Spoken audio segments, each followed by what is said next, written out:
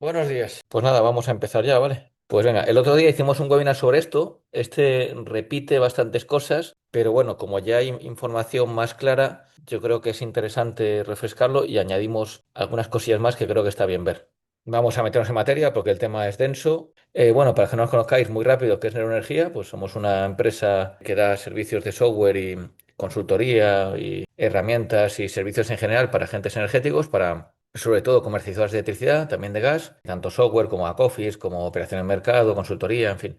También para productores, representantes de productores, distribuidores de electricidad, en fin. Y la idea que tenemos pues, también, pues cuando se desarrolla la figura de agregador de demanda independiente, también darle servicios, consumidores directos, en fin. O sea, para todo el conjunto de agentes del sector de la energía, de electricidad y de gas. Ya sabéis que también tenemos la suerte de ostentar la presidencia de ACENEL, que es una asociación de comercializadoras que tiene más de 40 socios, cerca de 50 comercializadoras asociadas, comercializadoras pequeñas y medianas, independientes, sobre todo de electricidad. Algunas tienen electricidad y bueno, es una asociación que se encarga de velar por el prestigio, por el desarrollo de la actividad, analizar normativa, presentar propuestas, en fin, trabajar básicamente en interés de los socios y de la comercialización independiente en mercado libre de electricidad.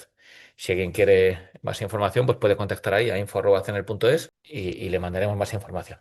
¿Cuál es el objetivo de las normas que vamos a ver hoy? Vamos a ver de nuevo el Real Decreto 88 año 2026, la Ley 10/2025 atención a clientela, que salió en diciembre del año pasado, y el Real Decreto Ley 7/2026 pues eso, de medidas contra el impacto de la crisis del Estrecho de Hormuz, que bueno, que tiene un par de cosillas que está bien comentar. El objetivo, pues lógicamente, pues reforzar la protección del consumidor, reordenar todo el tema de la legislación sobre contratación y comercialización de electricidad, que estaba dispersa en varias normativas, permitir nuevos modelos de negocio, que ya hablamos después, en fin, básicamente pues ir evolucionando en este sector que llevaba un poco anclado en normativas muy antiguas, pues bastante tiempo. Y también, lógicamente, adaptar mucha normativa a las directivas europeas. ¿Qué normas se han derogado? Y esto es importante porque, claro, hay muchas cosas que venían en esas normas que ya no aplican. Pues se han derogado varios artículos del Real Decreto 1955 del año 2000, que es una normativa que llevaba ahí desde hace 26 años, se dice pronto, y que había sido pues revisada, pero gran parte de lo mollar, de lo importante, seguía vigente. Pues algunos artículos de ahí se han derogado. Se ha derogado prácticamente a totalidad el Real Decreto 1164-2001, que era el que establecía las tarifas de acceso, porque de hecho hay una circular de la CNMC que ya establece muchas cosas que venían ahí, la que ya sacó las tarifas nuevas, la 20TD, etcétera. El Real Decreto 1435, que habla de contratos en baja tensión, que era donde venía el SIPS, por ejemplo, o donde se decía que los contratos tienen que tener duración de un año en baja tensión. El Real Decreto 1718/2012, que hablaba de la lectura y facturación de consumidores de más de 15 kilovatios, o sea, básicamente de domésticos, se ha derogado totalmente. Y luego unas normas ahí de, pues eso, de las tarifas de último recurso, el comparador de la CNMC, que ahora no es que desaparezca, sino que simplemente pues, el articulado ahora viene en esta nueva normativa, y el acceso relativo a los datos de curva de carga, que no es que desaparezca tampoco, pero bueno, como se tiene que acceder a ello, viene también esta nueva normativa. El índice. Vamos a ver los tipos de contrato que existen con esta nueva legislación, las modalidades de contratación, hablaremos de los cambios en el SIPS, cómo evoluciona el proceso de contratación con esta nueva normativa, también cómo evoluciona el tema de lectura, facturación e impagos, requisitos y garantías, especialmente para las comercializadoras con esta nueva regulación, las modificaciones temporales de potencia que se van a poder hacer cuando la CNMC establezca cómo se debe facturar, la nueva figura de agregador independiente, todos los cambios que hay que tener en cuenta para el servicio de atención a clientela y los cambios del Fondo Nacional de Eficiencia que hemos puesto al final, ¿vale? Que esto viene del Real Decreto Ley 7/2026 que salió hace un mes. Tipos de contrato. Vale, esto es lo que viene en la directiva europea. La directiva del año 2019 que fue revisada en 2024, ¿vale? Justo poco después de todo el tema de la crisis de elevación del precio del gas por la guerra de Ucrania. Pues la norma, la directiva europea determina dos tipos de contrato. Contrato con precios dinámicos y especifica que es aquel que refleja la variación de precio en los mercados al contado y contratos de duración determinada y precio fijo, que es aquel en el cual se garantiza que las condiciones contractuales, incluido el precio, no cambian durante su vigencia. La directiva europea, además, incluye una frase que dice que los cambios en la factura resultante únicamente pueden derivarse de elementos no determinados por los suministradores, como impuestos y gravámenes. Esto es una reacción interesante que no se ha trasladado a la legislación española, porque, pues oye, elementos no determinados por el suministrador, pues son los impuestos, son los gravámenes, son los peajes, son los cargos, que eso sea por supuesto que se pueden trasladar, pero la comercializadora, por ejemplo, tampoco determina los mercados de restricciones técnicas, o sea, el modo reforzado este en el que estamos viviendo ahora y que es tan caro. Entonces, bueno, pues ahí yo creo que deliberadamente la legislación española pues no se ha trasladado esta frase, con lo cual pues ese tipo de costes se supone que da un poco en el limbo y a priori pues en un precio fijo no se pueden trasladar, ¿vale? Otra cosa es que lo llamemos precio variable y sea un precio, un pseudo precio fijo y luego haya una indexación al coste de estos mercados de red eléctrica. ¿Por qué hablamos de ese otro contrato de precio variable? Pues porque la norma de europea en un apartado habla de que se debe explicar si el precio es fijo, dinámico o variable. Es decir, la propia directiva arroja el concepto de precio variable a todo aquello que no es precio fijo o que no es precio dinámico. Pues básicamente todo aquello que no es un indexado y que no es un precio fijo que no se puede tocar durante la vigencia del contrato, pues típicamente un año, pues sería un precio variable. Y ahí meteríamos pues todo el tipo de productos que se nos ocurra. ¿Qué es lo que se ha llevado a la legislación española? Esto ya es lo que más nos interesa. Pues en contrato de precios dinámicos prácticamente se ha trasladado la misma redacción que venía,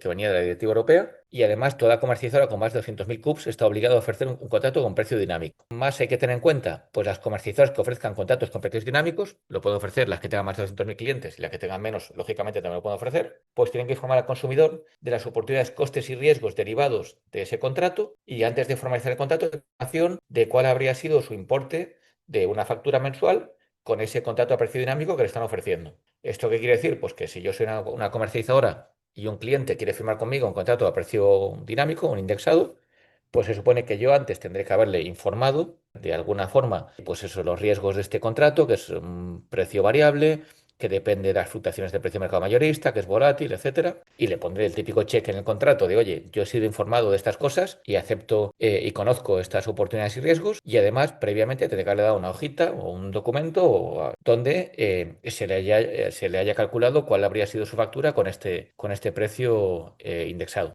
Ese check también sirve para el consentimiento que se especifica ahí. Oye, pues si yo como consumidor, como comercializador, perdón, le pongo la típica casita de, oye, da el consentimiento de firmar un contrato de precio dinámico porque ha sido informado de lo que viene ahí, oportunidad de riesgos y una estimación mensual, pues eso ya sería, a nuestro juicio, el consentimiento válido. Contrato a precio fijo no se define específicamente, es decir, la norma no pone definiciones, contrato a precio fijo, 2 puntos. No. Lo que dice la norma es, y eso aplica a los 4 meses de que entrase en vigor esa normativa, es decir, a partir del 12 de junio de este año, dice que las cláusulas de revisión de condiciones del contrato, que tienen que ser transparentes, comprensibles, etcétera, no aplicarán en precio fijo, es decir, donde apliquen que sean precios variables, esas condiciones tienen que ser transparentes, comprensibles, etcétera, pero en precio fijo no puede existir, y que el contrato tiene que reflejar los precios de término de potencia en euros kilovatio año y el término de energía en euros kilovatio hora. O sea, no puedo ponerlo en céntimos kilovatio hora, ni en euros kilovatio día, nada por el estilo, ¿vale? El contrato tiene que tener los precios así. ¿Qué dice la norma también? Pues la norma dice lo que veis ahí, ¿vale? Derechos del consumidor, pues a ser avisado de forma transparente y comprensible, con al menos un mes de antelación, por escrito y de manera separada de su factura, es decir, no vale meter una línea de factura para decirlo, de cualquier intención de modificar las condiciones del contrato, informar de su derecho al fin del contrato sin coste alguno. Es decir, si por lo que sea le quiero cambiar las condiciones del contrato, lo cual no puedo hacer en un contrato a precio fijo, importante, tengo que avisarle por un mes y se puede ir. Esto no es nuevo, esto ya existía en la ley del sector eléctrico. Y luego, que tampoco es nuevo, ser notificado de los cambios de precio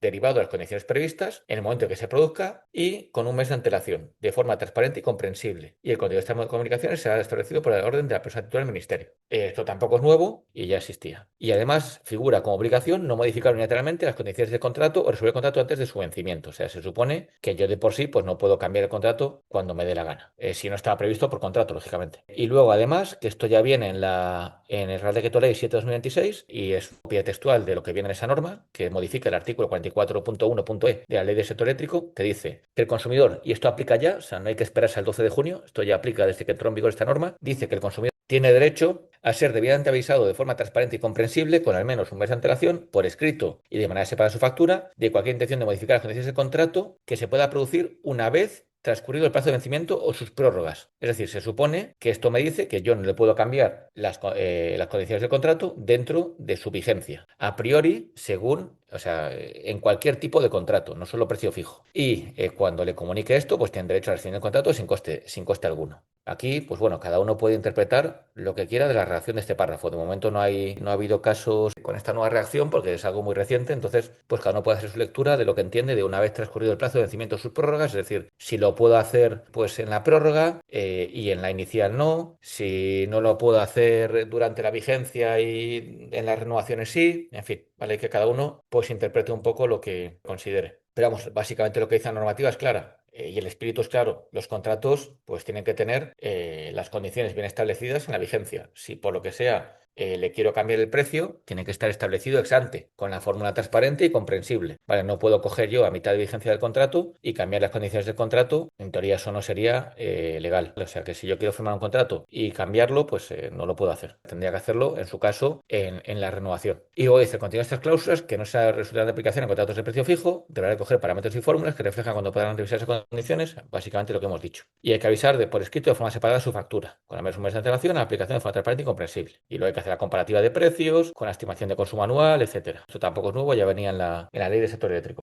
Aquí hemos puesto varios informes de la CNMC sobre esta materia, ¿vale? Hay que tener en cuenta que estos informes son previos a la revisión de este Real Decreto 88 año 26, de este Real Decreto Ley que hemos comentado, ¿vale? Incluso de la Directiva Europea. Es decir, esto existía cuando existía la anterior redacción de la Ley del Sector Eléctrico que ya venía a decir que en teoría pues hay que avisar de cambios de contrato con un mes, de revisiones de precio, etcétera. Pues, ¿qué decía la CNMC por aquel entonces? Pues decía, vale, revisión de precios derivada de modificación de condiciones del contrato. En la renovación, pues en teoría, cuando renueva un cliente conmigo, le tengo que avisar de, pues eso, con el periodo que esté establecido por contrato, de cuál va a ser su precio para el siguiente año y mandarle la estimación del coste anual y del precio, con un mes de antelación. Y en todo caso, el consumidor podrá rescindir la prórroga con el periodo que se establezca por contrato. Es decir, cuando un cliente renueva y le quiero cambiar el precio, aunque sea precio fijo, pues le queda un precio nuevo para la siguiente vigencia, lo puedo hacer, le tengo que avisar con un mes y mandar la estimación del impacto en una comunicación anexa, o sea, ajena a la factura. Y lógicamente el cliente pues se podrá ir. ¿Esto qué se entiende por renovación? En teoría, según lo que hemos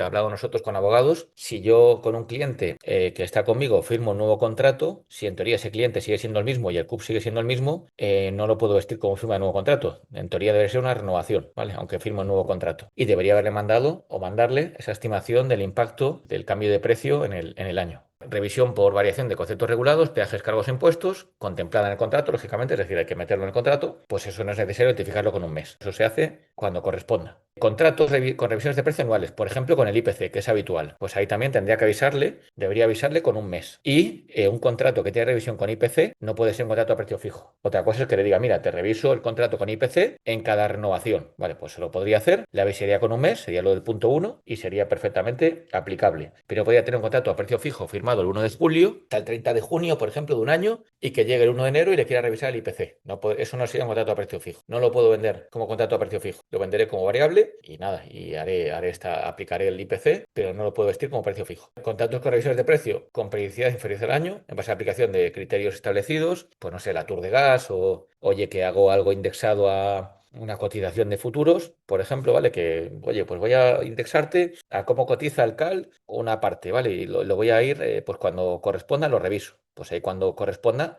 te avisaré, también te debería avisar con un mes. Ahí en teoría no te podrás ir porque está previsto por contrato, simplemente te aviso con un mes y aplico ese nuevo precio según la fórmula que venía establecida en el contrato. Y nada, y si es un indexado, pues nada, traslado el precio indexado tal cual y Santas Pascuas. En el caso de cambio de tipo de contrato a precio fijo indexado o viceversa, pues si no estaba, pues si es como es un cambio importante, ¿vale? En cambio de contraprestación económica, pues se consideraría, ¿vale? Que el consumidor tendría derecho a rescindir. O sea, si yo, oye, si yo te quiero cambiar de precio fijo a indexado, pues en teoría, según lo que dice la nueva norma, eso no podía hacerlo en la vigencia del contrato. Si lo hago cuando renueve el contrato, pues en teoría tú tendrías, lógicamente, derecho a no seguir. Pues es un cambio importante. Y si el comercializador rescinde el contrato porque, oye, pues considera que es perjudicial para él seguir con ese contrato, pues tendrá que pagarle al consumidor la penalización recíproca, igual que si el consumidor hubiera rescindido el contrato. Luego hay otro informe de la CNMC que lo veis ahí, de mejores prácticas en comunicaciones de revisión de precios, que no es obligatorio, pero te dice cómo se supone que tienen que hacerse esas comunicaciones de revisión de precio y esa estimación de impacto anual del cambio de precio. Y luego otro informe reciente, la CNMC, que este surgió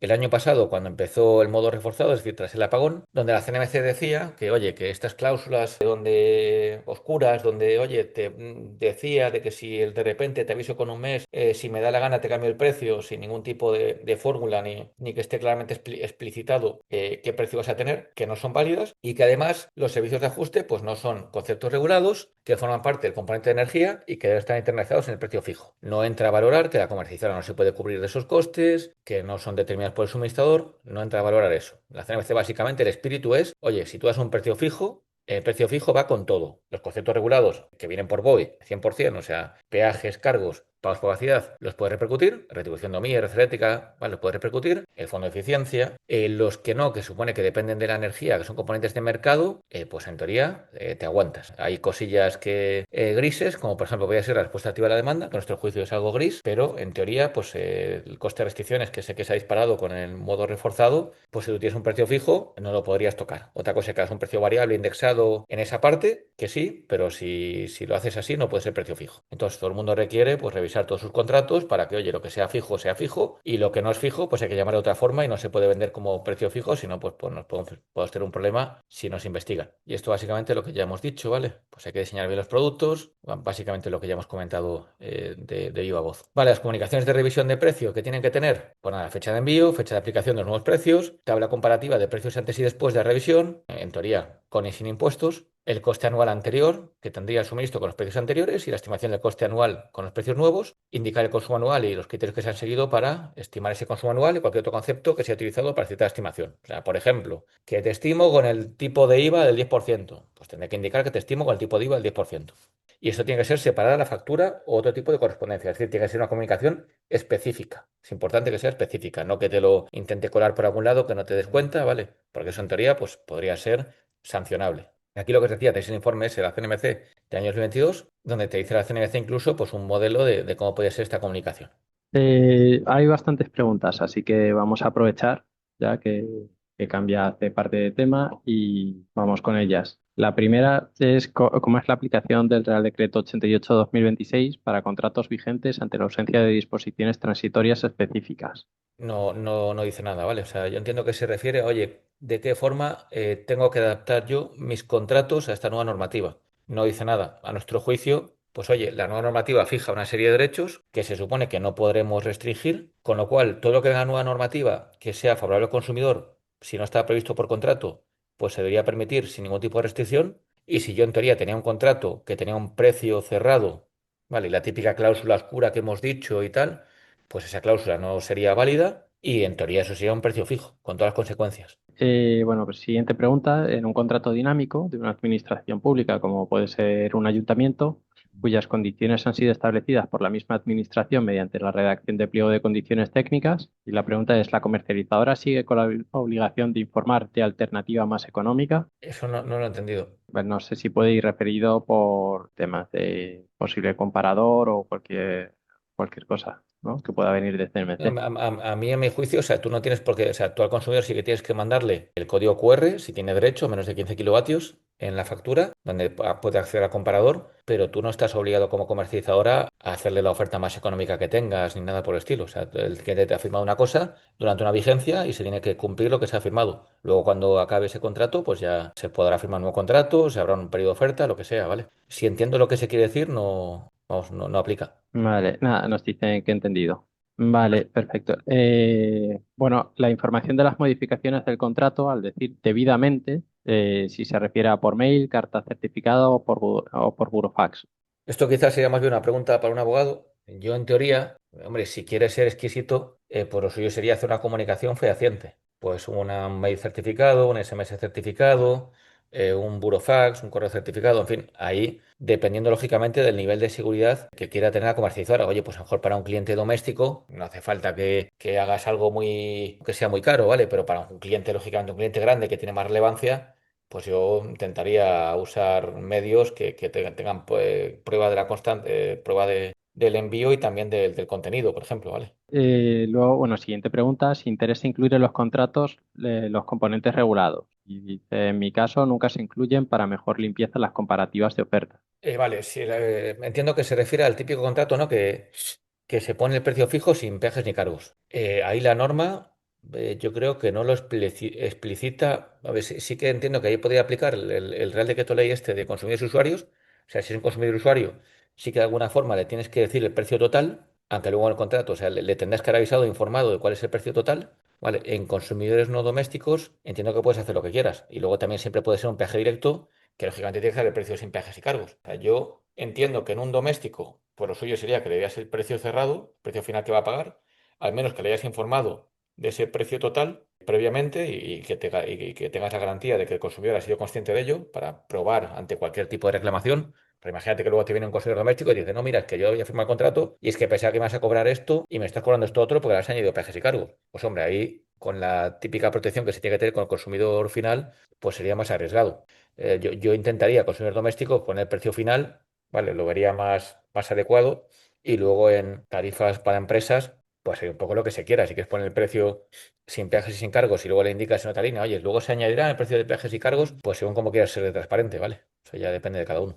Bueno, pues siguiente pregunta. En relación con las modificaciones regulatorias que incidan sobre con las condiciones económicas o técnicas de los contratos de suministro, nos preguntamos si tales modificaciones pueden ser trasladadas de manera automática por el comercializador o si pueden considerarse un supuesto de modificación sustancial que habilita a las partes a resolver el contrato sin penalización. No, hombre, salvo que lo suyo es que en el contrato hayas puesto que los conceptos regulados y que los enumeres de la forma más exhaustiva posible, a peajes, cargos para capacidad, retribución de mí, retribución energética, impuestos, fondo de eficiencia, ¿vale? Pues que se trasladarán en cuanto haya una normativa con impacto sobre los mismos y desde el momento en el que aplique esa normativa. Y una vez has hecho eso, según lo que típicamente se hace, pues no tienes por qué, el cliente no tiene derecho a irse. Sí que está bien a lo mejor, oye, que le informes, que le mande, le pongas una nota ahí sí que podría ser, entiendo, sin problema en la comunicación de la factura o en la factura, pero esos conceptos regulados por cambios normativos, pues a mi juicio, si los tienes bien reflejados en el contrato, no facultan al cliente a poder irse cuando cambien esos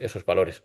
Siguiente pregunta. ¿Cómo se valora a nivel de tipo de contratación, precio fijo más servicios de ajuste variables? Pues eso no es un contrato a precio fijo. Yo he hablado de precio variable porque es lo que he visto que existe en la directiva europea. La directiva europea habla de precio fijo, precio dinámico y precio variable. Una referencia muy pequeñita. Entonces yo lo he llamado precio variable. Pero en la normativa española eso no existe. Para mí, o sea, mientras no lo vistas o no lo vendas como precio fijo, llámale como quieras. ¿Vale? O sea, que el cliente o que el consumidor de ninguna manera crea que eso es un precio fijo, porque eso no te puede poner un compromiso. A partir de ahí, si quieres llamarle X, o sea, yo no le pondría precio fijo en el nombre, vamos, ni en un fragmento, le puedes llamar como quieras, ¿vale? Pero no le llames precio fijo con tal, tal, tal y tal, porque no lo es. Preguntan si esto es para todas las comercializadoras o hay una cifra de negocio o de Para puntos todas, de suministro. para todas. Así que los Vale. puntajes de precio dinámico solo están obligados a ofrecerlos las de más de 200.000 clientes, pero una de menos de 200.000 clientes lo puede ofrecer. Y el resto de articulado que hemos visto aplica a todo el mundo. Y en un contrato con precio fijo, has comentado que la comercializadora no puede variar la diferencia del servicio de respuesta activa de la demanda de un año a otro. ¿Esto es así? Y con el IPC sería exactamente igual. Con el servicio de respuesta activa a la demanda, para mí es una zona gris, y lo hemos comentado nosotros internamente. Vale, es una zona gris porque, oye, no es un mercado, no es un mecanismo de mercado tan evidente como MIE o como las restricciones técnicas que se realizan cada día, para el día siguiente, por hora, ¿vale? Esto es una subasta con unas características que vienen prefijadas por red eléctrica, un volumen, en fin, ¿vale? Para mí es una zona, ¿vale? Es una zona gris. O sea, a mi juicio, sería válido vestirlo como concepto regulado, pero oye, si te vas a ver lo que dijo la CNMC en su informe, el CNS 502 del 2025, del año pasado, se supone que es un servicio de ajuste balance y en teoría no sería un concepto regulado, ¿vale? Para mí es una zona gris. O sea, si quieres usar el argumento de la CNMC, ¿vale? Que al final es, oye, es el regulador, pues te lo tocaría comerlo, las variaciones. Si quieres ser un poquito, pensar más en el otro sentido, pues lo podrías trasladar, ¿vale? Esperemos que el coste de este mecanismo pues se relaje un poquito. Y el Y IPC, nada, el la segunda IPC, parte del IPC. sí, el IPC eso no es un precio fijo. Tienes que avisar sería otra cosa y tienes que en teoría avisar con un mes. Y si es precio fijo, pues podrás trasladar el IPC cuando venza la vigencia y tendrás que avisar con un mes y informarle del impacto estimado que tiene esto en su precio. con una comunicación específica. Preguntan, ¿se puede romper un contrato a precio fijo si la comercializadora no comunica la actualización del IPC al cliente? Es que si tiene IPC no es precio fijo. Bueno, de nuevo, si es para todas las tarifas o solo para los considerados consumidores, personas físicas. Mira, esto es para todo. Hombre, lógicamente, luego está el Real Decreto Ley de Consumidores y Usuarios que refuerza ciertas cosas los que son consumidores y usuarios, ¿vale? Toda esta normativa que hemos visto ahora, que es la sectorial, o sea, la del sector eléctrico, esto aplica a todo el mundo. Lógicamente hay que tener más cuidado, ser más precavidos en B2B, ¿vale? Perdón, en B2C, en consumidor doméstico. Modalidades de contratación. Con la nueva normativa, lo que dijimos, perdón, lo que dijimos, amplía el modelo de negocio de la comercialización. Ahí hemos puesto en verde las figuras que ya existen, ya existían ahora en la normativa, que son la consumidor único en Mercado Libre, perdón, comercializador único en Mercado Libre, comercializador en Mercado Libre pero con peaje directo, consumidor directo, lógicamente ya existía, y si quiere podía firmar un PPA con un productor, eso ya existía en la normativa, y un contrato a PVPC o tarifa de último recurso para los que tengan derecho al PVPC. ¿Qué nuevas figuras aparecen ahora? Aparece el agravio independiente, que lo veremos después. O sea, yo puedo tener un comercializador y un agravio independiente, que se supone que el agravio independiente pues, hace servicios de agregación de consumidores para prestar pues, flexibilidad a la demanda. Puedo ser un comercio de Mercado Libre y que el cliente tenga un PPA físico suscrito con esta estación de producción o almacenamiento y que me obligue a nominar ese bilateral, se supone que sin coste adicional, y a facturar la energía restante según establecido en el contrato. En relación con el agravio independiente que hemos comentado antes, me olvidé decirlo, el comerciador no puede penalizar ni establecer restricciones a que haya un agravio independiente. De hecho, según lo que se está estableciendo en la normativa y en los procedimientos, el comerciador no tiene ni por qué enterarse de que existe el agravio independiente, o sea, no debería ni de saberlo. Puede ser consumidor directo con agravio independiente también. Puede haber más de dos comercializadoras en Mercado Libre simultáneamente, o sea, dos, tres, cuatro, las que fueran, y se supone que cada una podría suministrar en un cuarto de hora distinto. Esto es algo que no se está desarrollando todavía en la CNMC y que entendemos que va a tardar en desarrollarse porque tiene muchas implicaciones, tanto en procedimientos como en medidas, como efectos de distribuidora. Vale, se supone que esto ya debería poder hacerse desde el 12 de junio, pero entendemos que no va a ser así. Esto, todo lo que hemos dicho, estas nuevas modalidades entrarían a partir del 12 de junio. La de agravio independiente pues tardaría un poquito más a medida que se desarrolle esta figura, que falta, hay que sacar procedimientos de operación, la resolución del ministerio, las reglas de mercado. Y luego podría ser un comercializador que actúa también como agregador de su propio cliente, que eso tenemos la duda de si sería, que tiene que resolver el ministerio, entiendo, si sería agregador independiente de su cliente y a la vez sería comercializador de su cliente, o solo sería comercializador que presta servicios de flexibilidad. Eso todavía lo tenemos en duda. Y también está, que me lo he saltado, un consumidor puede ser consumidor directo por una parte de su energía y puede estar comercializado por una o por más comercializadoras, entendemos, por otra parte de energía. Preguntas que nos habéis hecho. Cuidado, estos son derechos de los consumidores. Cuidado con establecer restricciones que puedan restringir estos derechos, valga la redundancia, de los consumidores. Tanto tener más de un comercializador cuando se puede hacer, porque ya os digo que el 12 de junio no se va a poder hacer, el PPA físico que hemos comentado, que eso entiendo que será sobre todo para grandes consumidores, y el agro independiente, que se viene claramente especificado que no puede haber ni restricciones ni penalización. Interpretación válida, que entendemos que es adecuada. Oye, que yo antes de firmar con un cliente, si sé que me va a venir con lo demás de un comercializador o con un PPA físico, pues oye, pues no firmo con él. Ya estoy en mi derecho. Esto es un mercado libre de un cliente que en este tipo de situaciones no firmar con él. Pero oye, si ya he firmado con él y luego me viene con este tipo de cosas, pues ahí a lo mejor me toca aguantarme.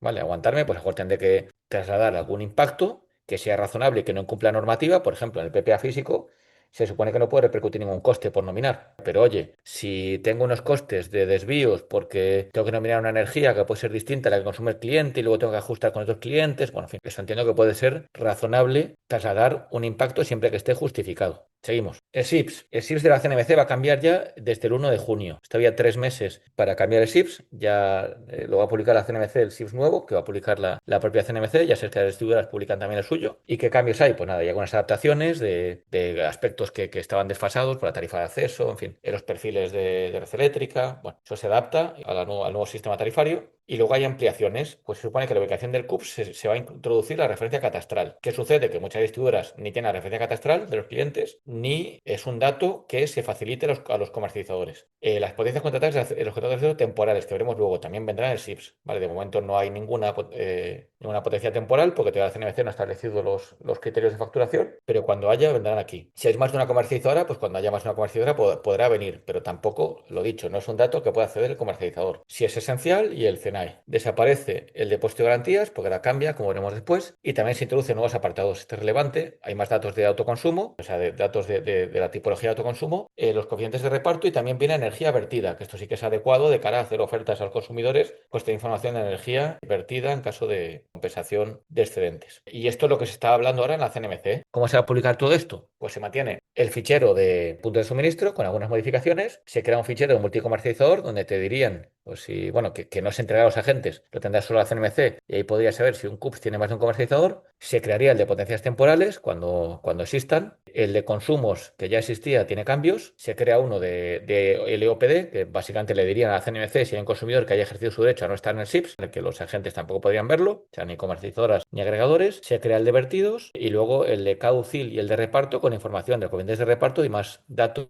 de autoconsumo. ¿Vale? O sea, ahora básicamente, pues el SIPS que antes eran dos ficheros, pues ahora nos llegarán 1, 2, 3, 4, 5, 6, 7, 8 menos 2 que no llegan, pues llegarán 6. O sea, para introducir el SIPS en nuestro sistema, en vez de procesar dos ficheros, tenemos que procesar 6. Vale, ¿hasta aquí hay dudas? Las dos últimas serían en caso de impago y haber varias comercializadoras, si se solicita cortar el suministro, se corta en la totalidad del suministro. Sí, eso viene luego. Si alguien pide el impago, en teoría se corta el suministro por completo y se informa tanto a las otras comercializadoras que haya como al agregado independiente de que el suministro ha sido cortado. Y cuando se reponga, si se repone, pues también se informa. Y bueno, una que ahora viene reflotada, que bueno, ya si quieres la comentamos, que para poder hacer la comparativa con la comercializadora anterior en la propuesta de oferta, ¿cómo se supone que tenemos que saber la propuesta anterior? ¿Deben aportar facturas de su anterior comercializadora y o contrato? No hay que Y hacer, si no no es hay que hacer una obligatorio, comparativa, en teoría, si no recuerdo mal, ¿vale? No hay que hacer una comparativa con la comercializadora anterior. Hay que decirle cuánto habría, en contrato a precio dinámico, cuánto le habría salido la factura con el contrato a precio dinámico. Es decir, yo no tengo por qué tener la factura y comparársela. Yo tendría que haber dicho, mira, este ciclo de facturación, por ejemplo, esta medida que tengo del SIPS y esta potencia que tengo del SIPS de este mes, con el contrato a precio dinámico habría costado esto. Y luego ya el consumidor, si quiere, se va a la factura que tiene y compara. Vale, o sea, no tengo por qué hacer la comparación. Si se la hago, fenomenal. Yo simplemente tengo que decir cuánto habría costado con el indexado. Si me manda la factura, la subo, la cargo y encima le hago la comparativa, pues oye, entiendo que mejor para el consumidor, pero no tengo por qué hacerlo. Consentimiento y contratación. El consumidor tiene derecho a recibir información contractual antes de contratar, aunque haya intermediario. Se supone, bueno, aquí que si hay un contrato de suministro y el ATR se firma con el comercializador, el consumidor debe justificar al distribuidor la existencia del contrato. Bueno, que eso en teoría el distribuidor yo creo que no se quiere meter ahí, pero nosotros lo que recomendamos es a las comercializadoras, oye, mete la justificación de que eres el mandatario del ATR en un documento aparte, por si por lo que sea el consumidor tiene que enviarlo, pues que no envíe el contrato completo. Esto tampoco es que sea relevante. Cuando el comercializador contrata al ATR como sustituto mandatario del consumidor, se supone que eso le obliga a representar en reclamaciones de calidad y anomalías ante el distribuidor y en tramitaciones y reclamaciones de autoconsumo. O sea, tenerlo presente porque viene explícita la normativa. O sea, no vale, oye, cuando te haga una reclamación, esto no es cosa mía, habla con el distribuidor, se supone que tienes que representar y ayudarle. Impago del comercializador. Se supone que ahora las cartitas famosas que enviaba Iberdrola Distribución o IDE a los consumidores cuando una comercializadora pagaba, pues eso no es legal.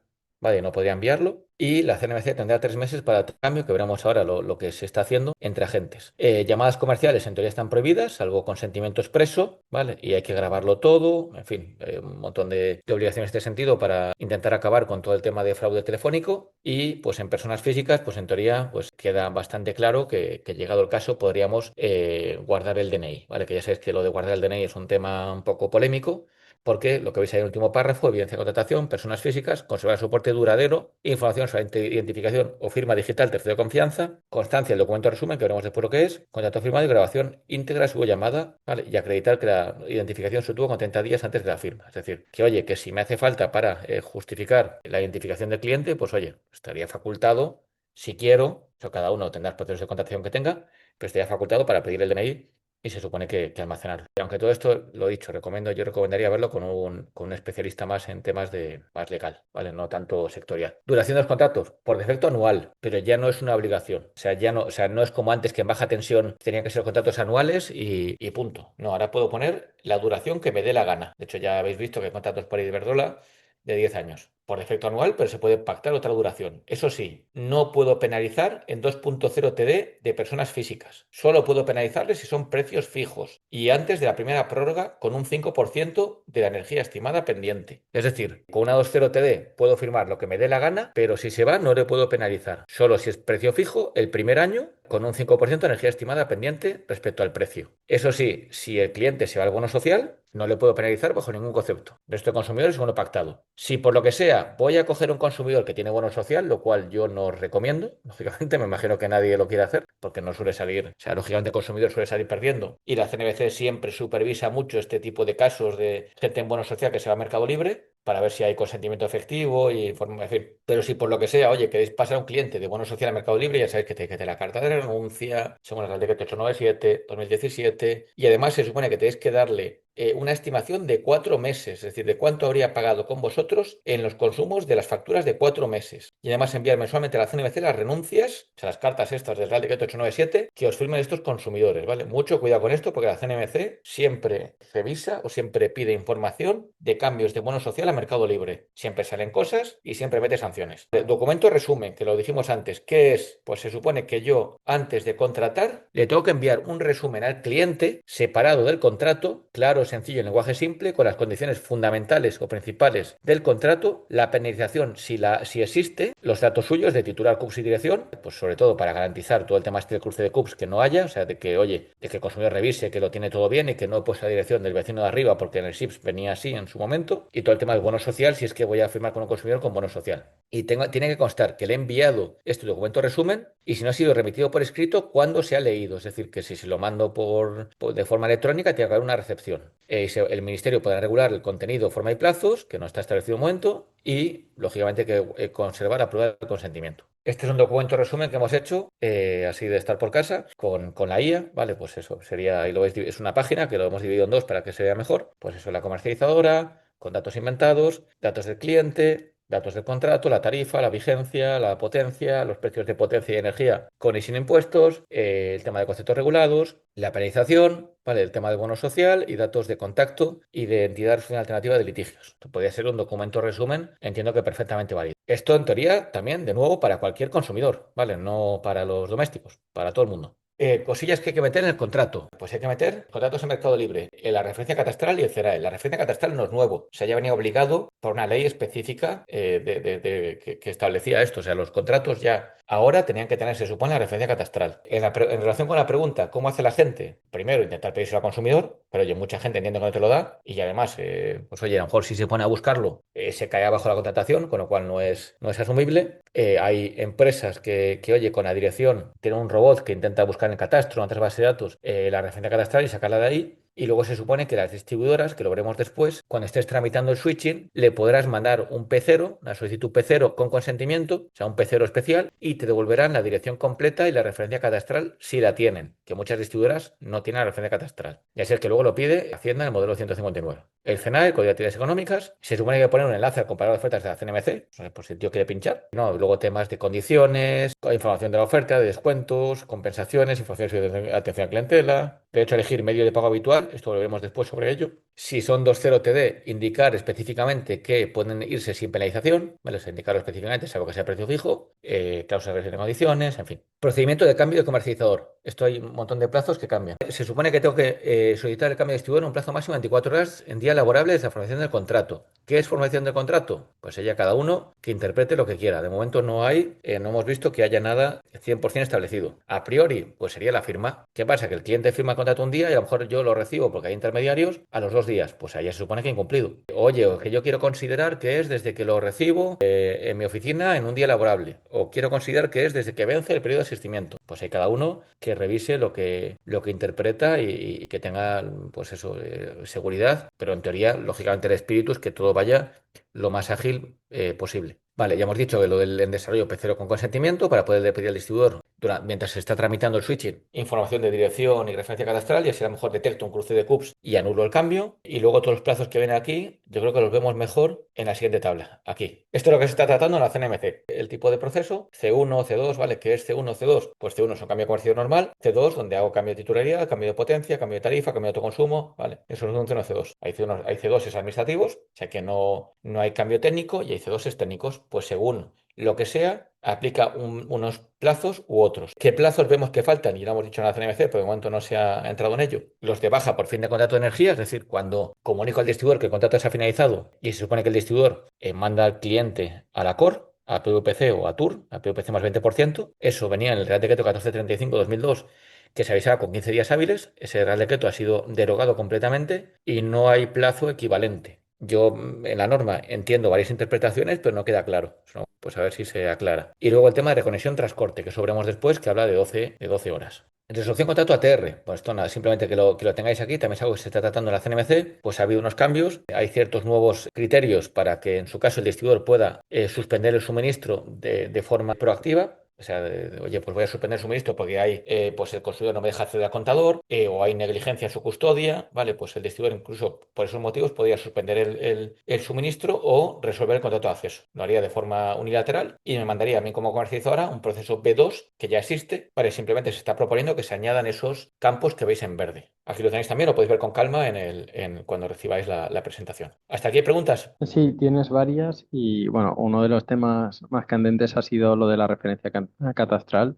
Bueno, una decía, no entiendo por qué dices que no se informará a las comercializadoras de la referencia catastral, por lo que yo sé, el SIPS que publica la CNMC es único para todos los agentes. Los datos de dirección no se informan a los agentes. O sea, dirección completa no viene informada. Con lo cual, la referencia catastral no viene en el SIPS. O sea, tú como comercializadora no tienes acceso a ello. La CNMC sí. Siempre y cuando la distribuidora tenga la referencia catastral, que muchas distribuidoras que no la tienen guardada. Y decía uno, si la referencia catastral no existiese, si no se puede contratar. No, en teoría hay suministros que no tienen, que supone que no tienen referencia catastral. Vale, pues temas de, no sé si alumbrado público, o sea, hay algún tipo de suministro que yo creo que no, o lo tiene a nivel de parcela o de finca, ¿vale? O sea, hay un montón ahí de lagunas. Y en lo mismo preguntan si en el contrato ponemos el campo de la referencia catastral, pero el cliente no lo rellena, si podríamos tramitarlo. Hombre, ahí la gente lo está tramitando. Luego intentas conseguirlo como puedas, ¿vale? Intentas pedir al cliente luego que te lo mande y le ofreces un descuento puntual, o intentas conseguirlo tú accediendo al catastro con un robot. Hay empresas que ofrecen estos servicios, a ver si lo encuentras. O sea, luego la gente lógicamente intenta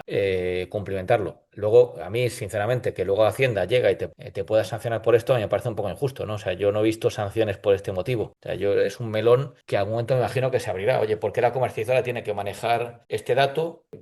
Y no hay una base de datos que sostenga la distribuidora o la CNMC o quien sea, ¿vale? O sea, yo ya tengo el código CUPS, ¿para qué tengo que tener la referencia catastral? ¿Vale? O sea, eso, Claro. Y pero bueno. luego preguntan si hay discrepancia con el distribuidor, si es motivo de rechazo. No, para ti, o sea, tú al distribuidor no le mandas la referencia catastral. Si tú tienes una referencia catastral que te ha dado el cliente, haces el switching y le pides al distribuidor con el pecero este nuevo que se va a hacer, el pecero con consentimiento, que te devuelva lo que tienen en su sistema y te devuelve unos datos y tiene otra referencia catastral, pues ella depende de ti revisar ese dato y decir, oye, mira, pues es que resulta que es que a lo mejor lo tenía yo mal, lo tiene el distribuidor mal, o es que me he confundido de dirección, a lo mejor tengo mal el CUPS. Entonces ya ahí depende de cada uno decidir si sigue para adelante porque está seguro que tiene bien el dato o si retrotrae o si anula el cambio. Eso ya depende de cada uno. Claro. Vale, pero imagino que el distribuidor puede Y, tener mal el dato, lo puede tener desfasado. y en referencia precisamente a lo del P0, preguntaban si sabes si las distribuidoras tienen habilitado el acceso en tiempo real al P0. Es decir, no por intercambio de ficheros XML, sino una llamada en tiempo real. Sí, sí, Esto-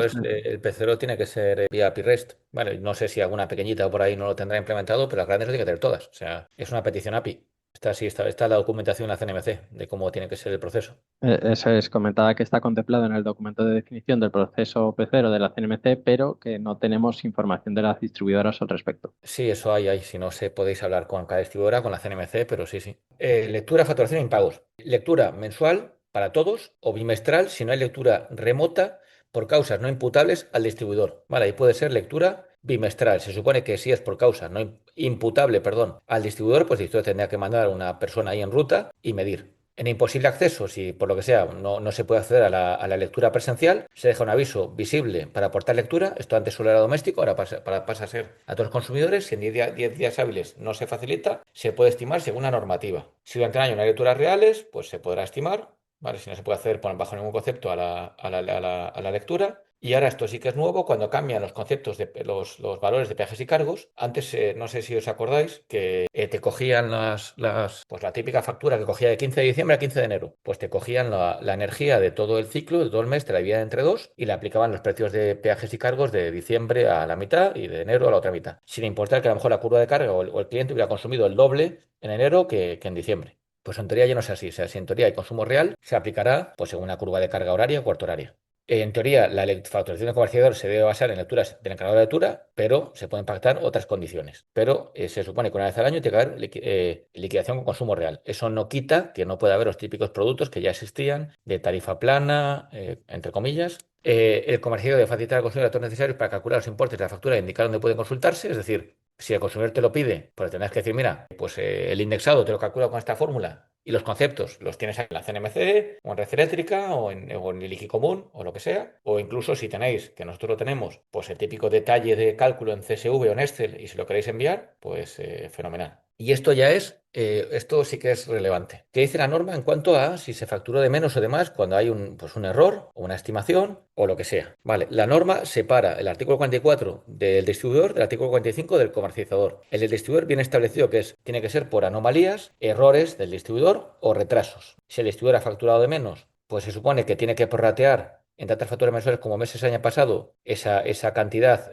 facturada de menos a la hora de cobrarla y lo más conflictivo es si ha facturado de más. Pues se supone que tiene que devolverlo con intereses. Por esos motivos, anomalía en el equipo de medida, errores del distribuidor o retrasos en la facturación. Es decir, oye, que por lo que sea ha pasado esto y te he facturado de más porque te he hecho una estimación errónea, por ejemplo, pues oye, luego te tengo que facturar de menos, pues te lo voy a devolver con intereses. El legal del dinero más 150 puntos básicos. Y luego viene la parte del comercializador. La parte del comercializador no habla de esos casos de anomalías, errores y retrasos. La facturación del comercializador habla ser facturado de menos de lo debido o de más de lo debido. Entonces ahí el quid de la cuestión está en qué es lo debido. A nuestro juicio, oye, yo como comercializadora te he facturado una estimada con una lectura que, por ejemplo, me ha pasado a la distribuidora y que es perfectamente razonable porque no pudo acceder al contador y la estimación cumple con los procedimientos de operación de red eléctrica y luego por lo que sea esa estimación es al alza porque así salió y la realidad es que tú has consumido menos, a nuestro juicio eso no es una facturación indebida. Se ha facturado debidamente con la estimación cumpliendo con la normativa y luego se ha facturado hacia abajo porque la lectura real era así. Entonces, a nuestro juicio, ahí no hay que devolver con intereses de la parte de la comercializadora. ¿Por qué? Además, porque además si tú devuelves con intereses, a la distribuidora no se va a hacer cargo porque ha hecho lo que tenía que hacer. La distribuidora solo se va a hacer cargo de su parte y de la tuya, que tendrás que reclamárselo, tu parte porque la tuya no la conoce,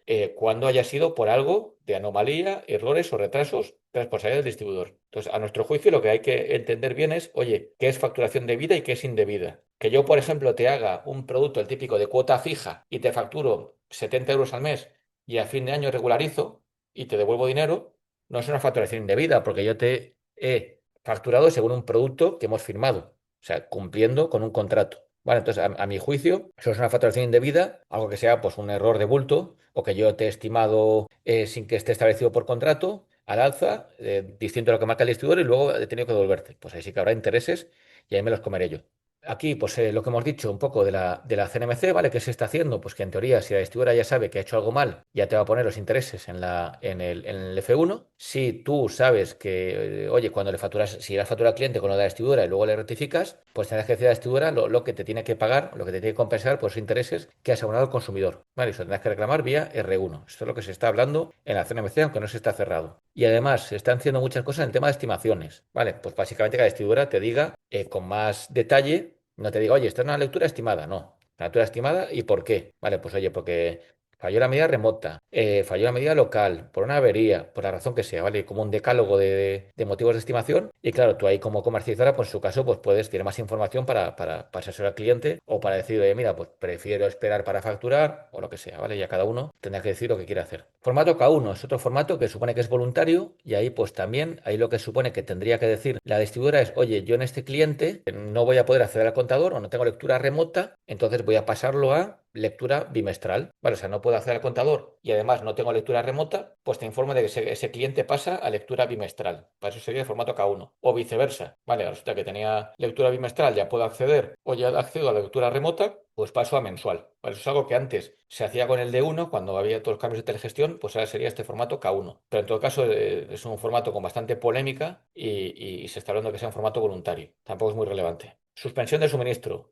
Menos de 10 kilovatios en vivienda habitual, personas físicas, sigue el Real Decreto 897/2017. Vale, o sea, hay que avisar con 2 meses, varias veces, contratar con servicios sociales, etcétera. Resto de consumidores, lo que esté establecido por contrato, pero si es persona física en vivienda habitual, un mes. Es decir, las personas físicas de más de 10 kilovatios en vivienda habitual, pues hay que avisarles con un preaviso mínimo de un mes. El resto, lo que esté establecido por contrato. Más cosillas. Tema de reconexión. Si me pagan luego un consumidor de menos de 10 kilovatios, persona física en su vivienda habitual, se supone que yo tengo que solicitar la reconexión en máximo 12 horas desde que tenga constancia del pago. Y el plazo total para reconectar son 24 horas. Esto es lo que dice la normativa. Esto en la CNMC no se ha tratado. No sé si debidamente o no, pero no se ha tratado todavía. Es decir, y esto se supone que ya aplica ya. Aquí ya cada uno también, pues de nuevo, no hay ejemplos de jurisprudencia, o sea que aquí cada uno que interprete lo que quiera. Lógicamente, la interpretación más adecuada con la normativa es, oye, si yo a un cliente, imaginemos, un doméstico, le corto un jueves porque no me paga, vale, se supone que ya le ha mandado 20.000 avisos, pero bueno, le corto un jueves porque no me paga y luego llega el sábado a las 12 del mediodía y me hace un bizum,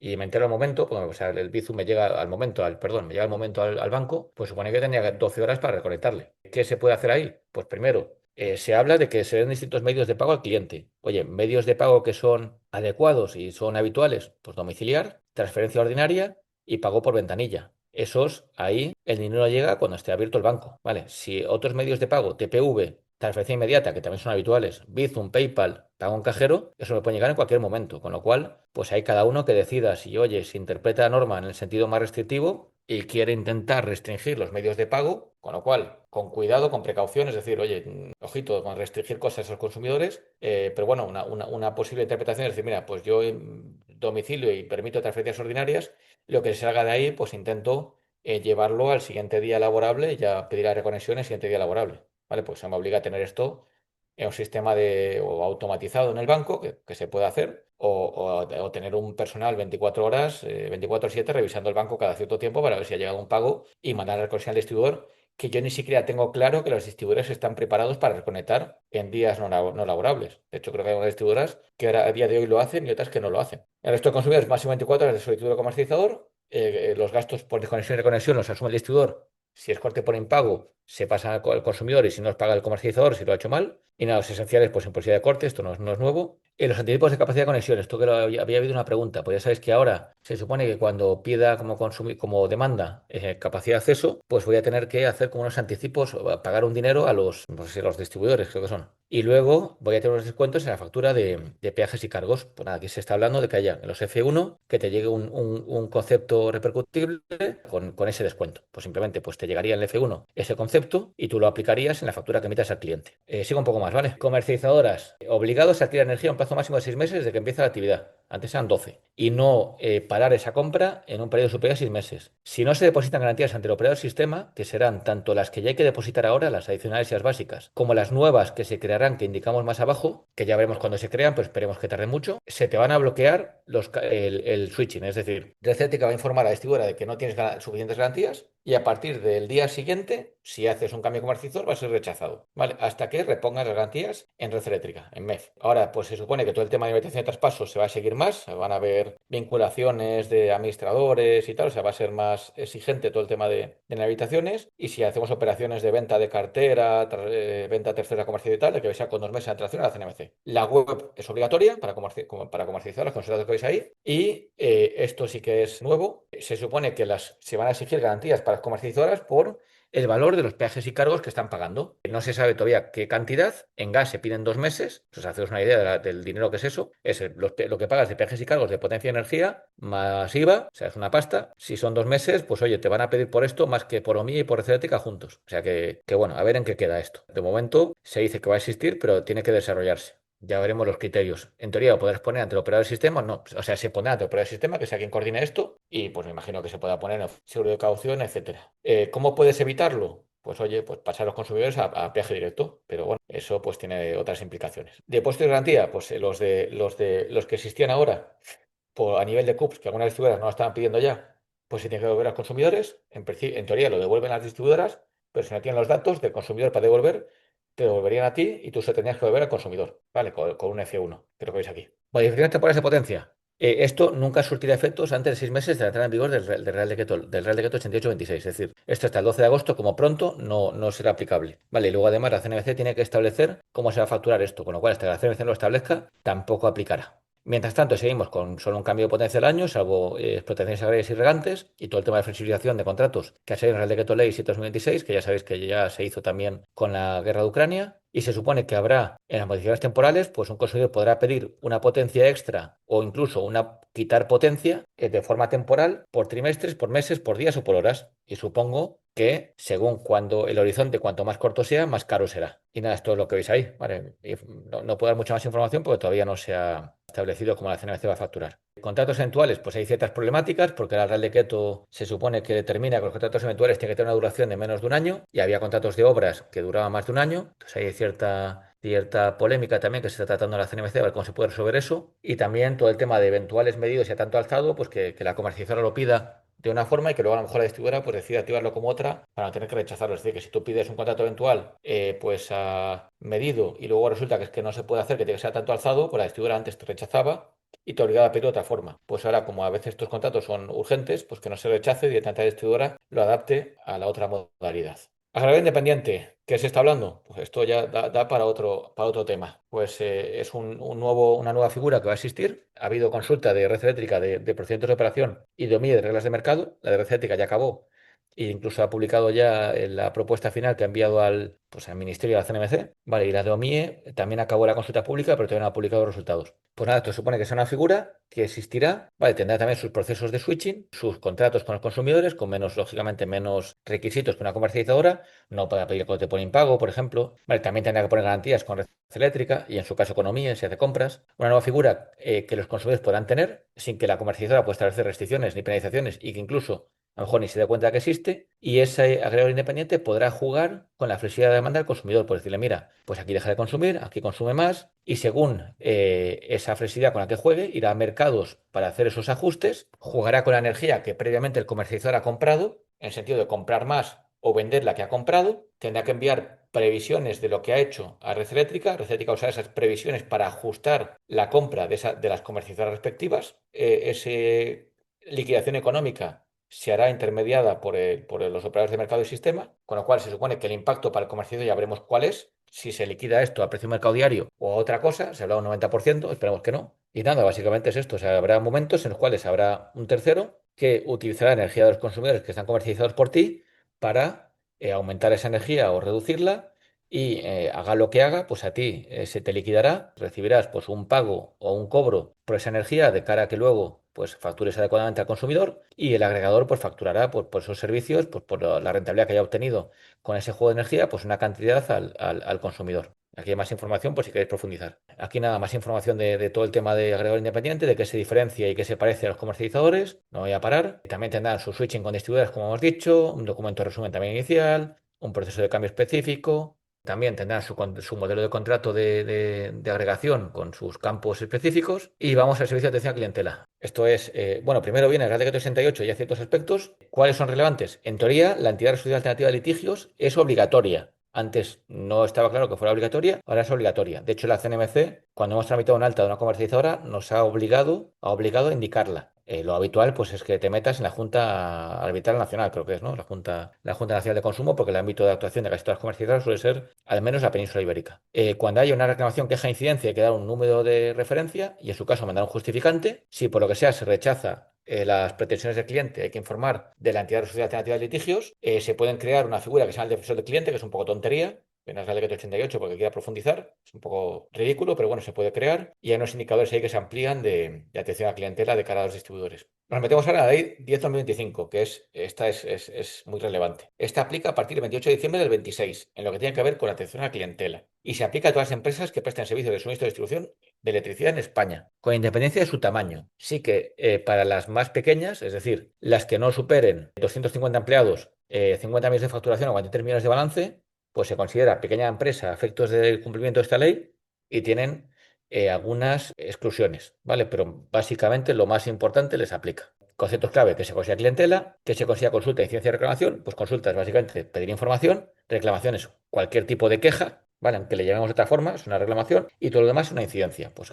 cambio de tarifa, cambio de potencia, contratar de nuevo, o sea, crear un nuevo contrato, todo eso son incidencias. Y se supone que a todas hay que darles un número de referencia y además, en su caso, mandar un justificante en soporte duradero, salvo las consultas que se puedan resolver sobre la marcha al consumidor, ¿vale? Para que, pues si quiere volver a preguntar sobre el tema, pues tenga información y sepa cómo consultar por esa información. Hay colectivos especialmente protegidos y, vale, tiene que haber atención humana a demanda, es decir, yo puedo intentar poner chatbots o IA, pero si el cliente, el consumidor, pues en la llamada, por ejemplo, me pide que le pase con un humano, le tengo que pasar con un humano y además, en teoría, en menos de 3 minutos, en el 95% de los casos. Tengo que permitir comunicación a distancia, pues teléfono, mail, la clave identificante y justificante que hemos dicho. O sea, si el cliente me llama, me presenta en ese momento una reclamación, yo en ese momento le tengo que decir la clave de esa reclamación por si me vuelve a llamar que la tenga y en su caso enviar el justificante por la vía que hayamos convenido en esa propia comunicación. Y en contratos de trato sucesivo, es decir, electricidad, se supone que no puedo suspender el suministro si hay reclamación relacionada con el motivo del corte. Es decir, si un cliente me reclama una factura y esa factura está reclamada y la tiene impagada, se supone que por esa factura yo no le puedo cortar. Esto de nuevo es algo nuevo, con lo cual no hay jurisprudencia al respecto. Lo digo porque hemos hablado de que a lo mejor, como se supone que la normativa sectorial tiene preferencia, la normativa sectorial permite el corte por impago en electricidad, pues mejor podría entenderse que esto no aplica. Oye, si queremos pecar de precavidos, lógicamente lo mejor es aplicarlo. Y allá cada uno, pues también puede haber distintos criterios. ¿Qué pasa? Si pongo el procedimiento en stand-by, o no lo inicio, o lo he iniciado, lo tengo que reiniciar. Eso ya que pues no viene claro en la normativa. Tampoco puedo cortar si el cliente ha ido a una entidad de resolución alternativa de litigios, pues en cuanto me entere, pues supone que si le iba a cortar, no puedo cortar hasta que se resuelva. Datos de contacto. Pues se supone que la decreto 88 determina que hay que enviar los datos de contacto de los consumidores, hay que recabar el consentimiento y enviar los datos de contacto de los consumidores a los distribuidores. Con toda la implicación que tiene esto de protección de datos, se supone que, oye, que lo establece una normativa, pues tendríamos facultad para hacerlo. Los distribuidores están pidiendo en la CNMC que se pueda hacer una actualización masiva, es decir, que yo como comercializadora envíe pues, los datos de todos mis clientes a los distribuidores y que a partir de ahí vaya actualizando esa información pues, en el switching, pues en un M1, cuando haga un cambio de comercializador, pues que le ponga los datos de contacto en el C1, en el C2, etcétera. Esto se está tratando en la CNMC. Y se está hablando también, porque se supone que la distribuidora, que esto no comenté, perdón, me lo salté, la normativa de atención al clientela dice que las distribuidoras tienen que informar de forma inmediata y completa a las comercializadoras de las incidencias que afecten a la continuidad del servicio, de forma inmediata a los consumidores y además a las comercializadoras. Y esta tiene que trasladar la información al cliente. Con lo cual, esto obliga a que haya un nuevo proceso que se va a llamar, en teoría, D2, donde las distribuidoras enviarán las incidencias a las comercializadoras con el motivo y las comercializadoras esa información se supone que tendrán que enviarla al consumidor, aunque también se la va a mandar al distribuidor. Es un poco ridículo, pero es lo que dice la normativa. ¿Qué estamos comentando nosotros en la CNMC? Pues oye, si es un D2, primero que esto sea pues con un API REST o con un FTP o con lo que sea, es decir, que yo no tenga que estar entrando a un canal web de la distribuidora cada tiempo real con lo que conlleva, si se cae, si cambian la web, etcétera, con un robot a bajarme un D2 a ver si lo publican, sino que esto, oye, que se mande vía API, FTP, o sea, de una forma automatizada y nada, esto es lo que se está tratando ahora mismo en la CNMC. Tampoco está cerrado. Más cosillas. Hay que poner información de servicio de atención al cliente pues en el contrato, facturas y web, y informar de todo el horario, etcétera. Entidad de solución alternativa de litigios adherida. Tenemos que prestar atención a las lenguas cooficiales. Esto es obligatorio, es decir, se supone que si a mí un cliente, si yo estoy suministrando energía en Cataluña, por mucho que mi comercializadora esté en Albacete, pues a mí me llama el consumidor en Cataluña y me habla en catalán, o en aranés, o en valenciano si está en Valencia, o en euskera o en gallego, pues yo tengo que atender en ese idioma. ¿Esto qué implica? Como además yo tengo que tener atención humana a demanda, es decir, si me llaman por teléfono, yo tengo que atenderle con un humano si me lo pide, pues tengo que tener gente que hable sí, pues 6 idiomas. O sea, es así de ridículo, pero supone que es lo que establece la normativa. Nosotros estamos hablando desde Neuro y desde Acenel para ver si intentamos buscar alguna empresa que dé servicio a varias comercializadoras en conjunto para prestar pues esos 5 idiomas cooficiales que son el aranés, el catalán, el valenciano, el euskera y el gallego, además del castellano, lógicamente. Prohibido SAC exclusivamente automático, esto hemos comentado, 95% de solicitudes atendidas en menos de 3 minutos de media. Si piden atención humana a demanda también se tiene que pasar menos de 3 minutos de media. Pueden pedir atención con un superior y hay que ofrecérsela, si no, o sea, hay que proporcionarla si ese superior lógicamente existe. Lo que decíamos, la clave identificativa es obligatoria, debe comunicarse a la propia interacción y enviar justificante, ya básicamente ya lo que hemos comentado. Plazos para reclamaciones y tal. 5 días hábiles para facturación, consumo, cortes indebidos en menos de 15 kilovatios. Continuidad de suministro. Si nos preguntan, se supone que también a nosotros como comercializadora, que tenemos que tener información en tiempo real recibida del distribuidor, máximo 2 horas. Habría que intentar automatizar lo máximo posible, lógicamente, porque no estamos obligados, si somos pequeña empresa, lo veremos, a tener canal 24/7 y 15 días hábiles el resto.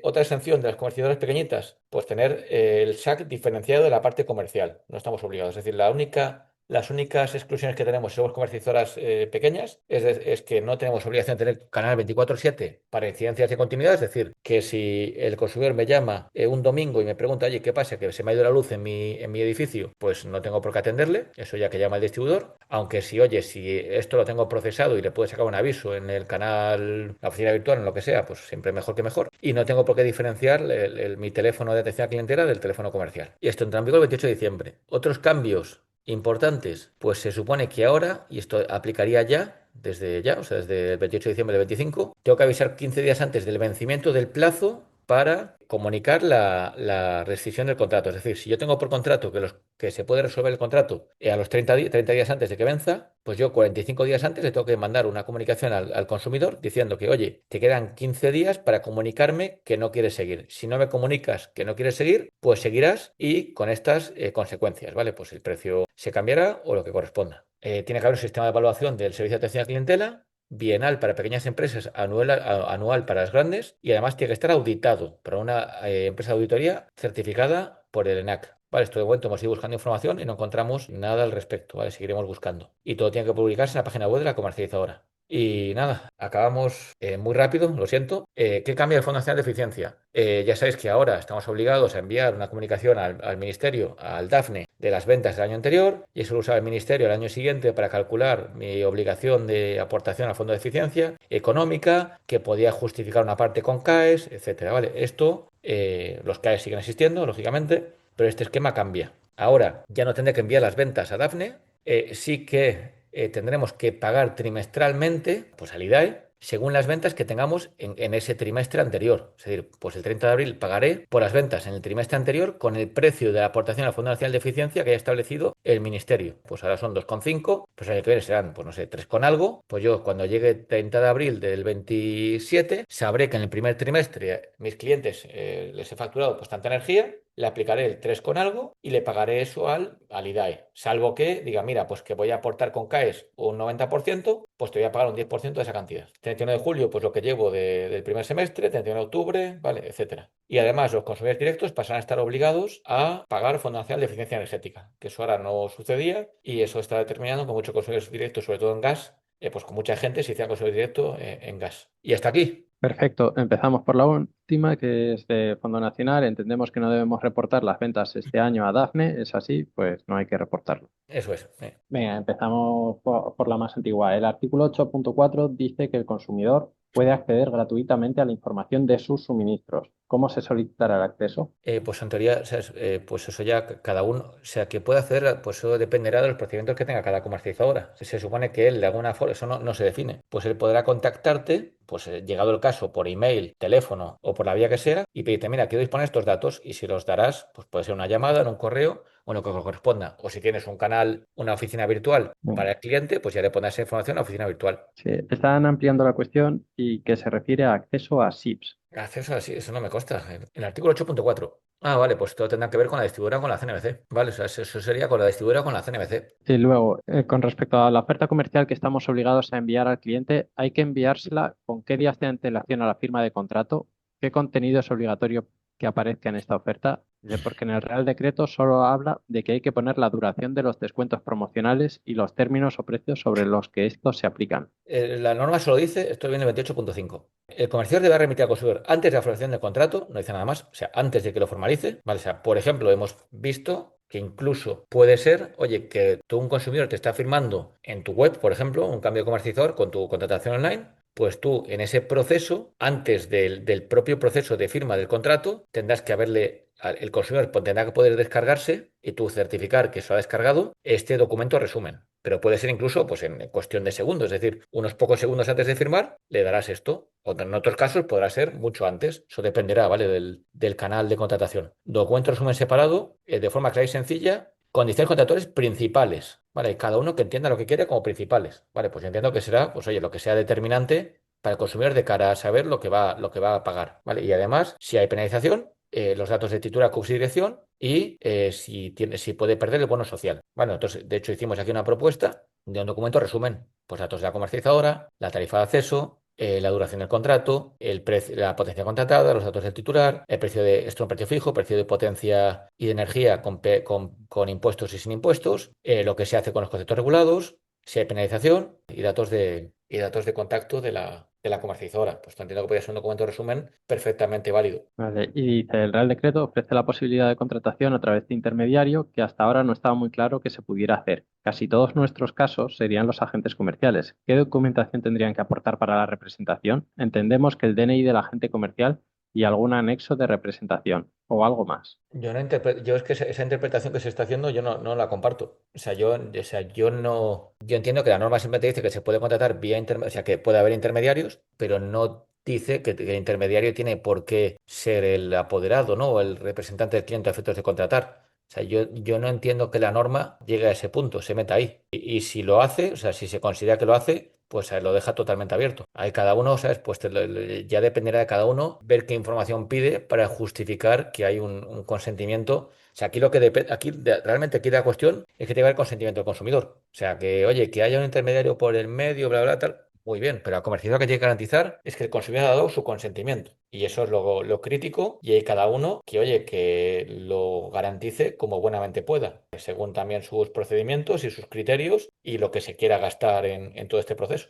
Si se trata de contratación online, ¿se puede solicitar que los clientes adjunten DNI? A mi juicio, sí.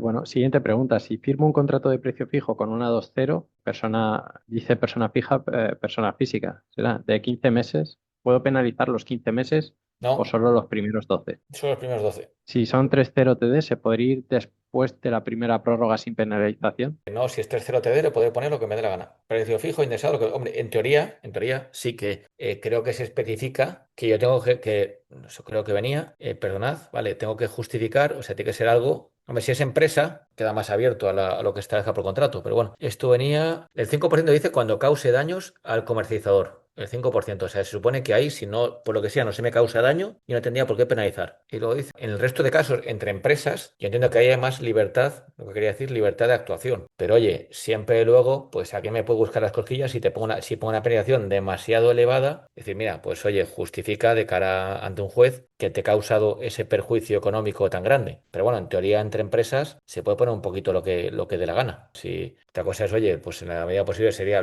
para hacer el contrato lo más robusto posible, pues que esté vinculado con un daño real, que sea recíproco, etcétera, ¿vale? Pero a priori entre empresas, si no voy errado, pues se puede poner un poquito lo que dé la gana. Vale. Una pregunta con respecto a los CNAEs, ¿no? A nivel de distribución, el CNAE viene por CUPS, ¿no? Pero a nivel de contrato, ¿qué CNAE es el que hay que tener en cuenta? ¿El del cliente o el del CUPS? No está claro. Eso creo que no está claro nunca. Ahí depende, ¿sabes? En fin, eso nunca. Yo creo que aquí también ha sucedido, ¿no? Que hay titulares, pues hay titulares, el CNA yo entiendo que va de nivel, ¿no? A nivel de empresa, a nivel de titular. Pero sí que luego hay CUPs que supone que tienen un uso, otro uso, que se ha dejado el uso antiguo, en fin.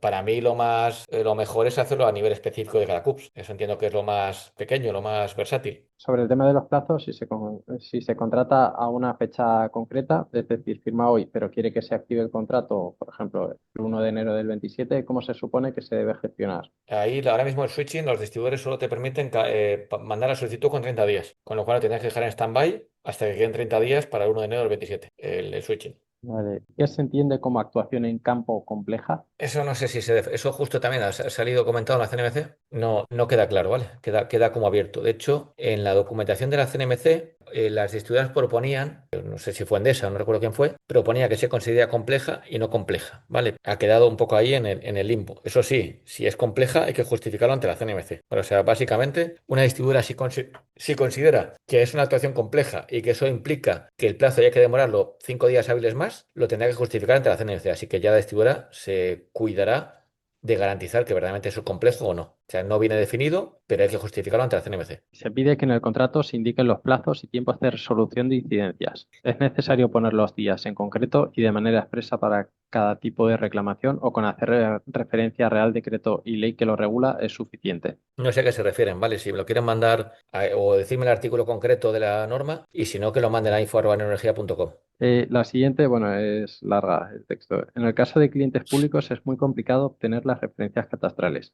La complejidad de obtener estos datos en suministros antiguos, alumbrado público, ayuntamientos sin datos digitalizados, etcétera, es importante y la AEAT informa de penalizaciones elevadas. El apartado 4 del artículo 199, Ley 58/2003, General Tributaria, dispone que constituye infracción tributaria grave presentar de forma incompleta, inexacta o con datos falsos las declaraciones de suministro de información o declaraciones exigidas de acuerdo con los artículos 93-94 de la LGT y la sanción considera en una multa pecuniaria fija de 200 euros por cada dato o conjunto de datos que se refieran a una misma persona, entidad omitido, inexacto o falso. Estos cambios y modificaciones en SIPS ayudarán con la cumplimentación de las mismas y del modelo 159. No obstante, ¿cómo podemos protegernos como comercializador de estas penalizaciones? No sé si habrá algún seguro por ahí.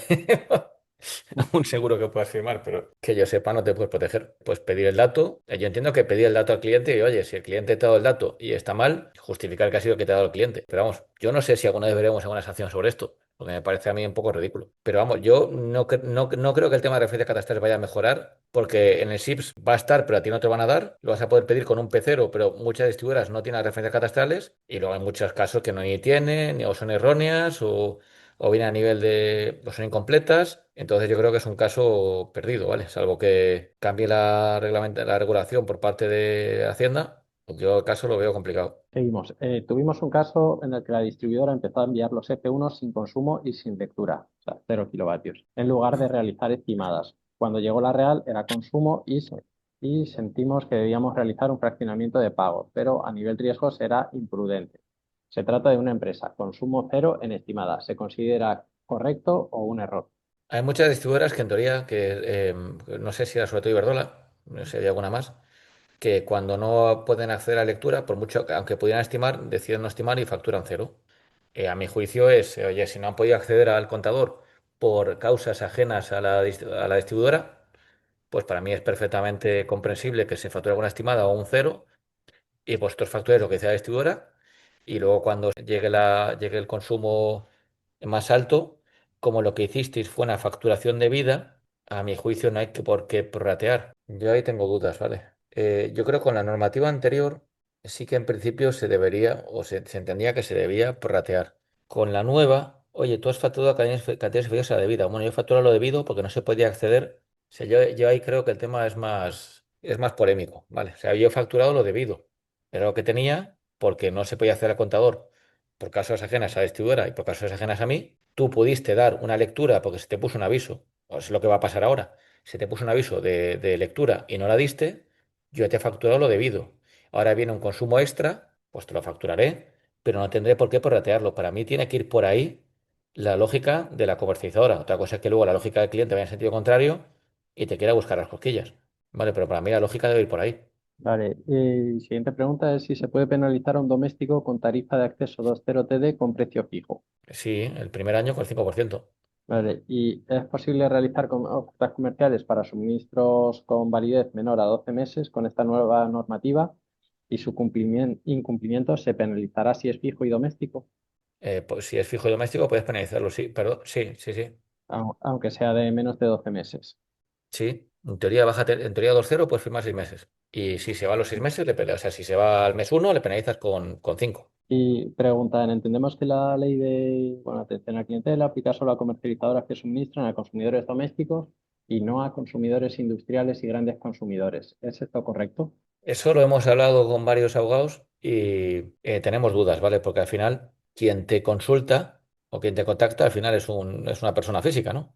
O sea, quieras que no, pues siempre te va a contactar una persona física. Entonces, oye, si a esa persona física le tienes que dar el tratamiento correspondiente a la clientela. Entonces, ahí tenemos dudas. Yo, si una empresa, entiendo que es una comercializadora grande, que se dedica, ¿no?, a grandes cuentas y tal, lo suyo sería, yo para quedarme más tranquilo, lo miraría con un abogado. Yo hasta donde lo que he hablado, o sea, es al final, oye, comercializar que tienen domésticos y empresas, pues al final te llama una persona que es del representante de una empresa, pues lo vas a entender igual que un doméstico. Pero oye, si solo suministras a grandes cuentas y a lo mejor, oye, y quieres evitar todo lo que viene la nueva ley de atención a clientela, yo lo certificaría bien con un abogado. Vale, y bueno, que hemos mencionado que la parte de atención al cliente entra mayormente en vigor en diciembre. La parte de añadir un código de referencia a las reclamaciones y generar el justificante, ¿también? ¿O Eso ya esto está, ya eso, habría eso que ya está, tenerlo? eso ya está y creo que ya estaba.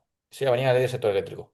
¿Desde cuánto tiempo pueden las comercializadoras refacturar consumo atrasado? Hasta ahora, ¿no? En teoría, en teoría el distribuidor se supone que si tienes ATR, el ATR que está contratado ATR contigo, solo te pueden mandar 10 meses con el nuevo cambio, ¿vale? ¿Qué pasa? Que luego viene el tema de anomalías de contador y fraudes. En fraudes, pues no sé si era Código Civil, que creo que habla hasta 5 años. Eso es, luego ya las complicaciones para Y cobrarlo. hay otra cosilla que no hemos comentado, que en teoría esto te dice que ya venía del sector eléctrico también, tienes que cerrar la cuenta a los 42 días de que el cliente se vaya. Eso no quiere decir que luego tú no puedas refacturar si sucede algo que te obliga a refacturar. Por ejemplo, pues oye, que había una estimada y hay que facturar con real, hubo una anomalía, un fraude, lo que sea. Sí que puedes refacturar después, ¿vale? Después de que el cliente se vaya y hayan pasado 42 días. Vale, los consumidores directos deben pagar el Fondo Nacional de Eficiencia Energética por la energía comprometida en mercado organizado. Si tienen energía comprometida en mercado no organizado, como los contratos bilaterales, no deben de pagar por esa energía comprometida, ¿no? En la normativa únicamente pone mercado organizado, ya que esos contratos son mercado no organizado. Eso en teoría, si no voy errado, debería pagarlo la empresa que le vende ese bilateral, si es un sujeto obligado. Entiendo que la pregunta va por si me puedo librar del fondo de eficiencia energética si hago un bilateral con un productor. Me imagino que puede ir por ahí la pregunta. Y debe ser. Pero de todas maneras, o sea, yo creo que al final sí se les termina repercutiendo. Aquí dice, no, en el caso, lo que dice la norma es, en el caso de los consumidores directos en mercado de electricidad o gas natural, los consumos de energía final no adquirida a través de una comercializadora. No dice mercado organizado, ¿no? O sea, lo que yo no adquiera a través de una comercializadora, pago Fondo Nacional de Eficiencia. Lo que adquiera a través de una comercializadora, o sea, si yo hago un bilateral con una comercializadora, lo va a pagar la comercializadora. Entonces, no me libro, o sea, aquí no me libro, entiendo que bajo ningún concepto. Si lo hago con un Yo, productor, lo tendré que pagar yo. mm, Si lo hago con una yo entiendo comercializadora, lo que paga la no. comercializadora. ¿Eh? Y por otro lado, para estos electrointensivos y que algunos pueden ser consumidor directo, ¿no? Había una parte nueva que han propuesto de subvención para el pago del Fondo Nacional. Y esto incluía lo que te viene por comercializadora o tú directamente en mercado. Entiendo que pues entonces significará que lo tienen que pagar. Sí, parece que sí. Más Porque, cosillas. me escribe, no van sin comercializadora, son consumidor directo, pero puedes estar representado, por aclarar a lo que añaden a la pregunta. Nada, te toca pagar. Vale. ¿Qué ocurre con la obligación de inclusión del campo número de póliza en la formalización del contrato? Eso, pues ahí lo que se está tratando en la CNMC es que, en teoría, muchas distribuidoras, cuando hay un cambio de comercializador, cambia el número de póliza del contrato, con lo cual es una tontería que haya que consignarlo en el contrato de suministro. Vale, o sea que ahí, pues tú como consumidor, como comercializadora, si el cliente te lo da y lo pones ahí perfecto, o si te da una factura y viene, pues fenomenal.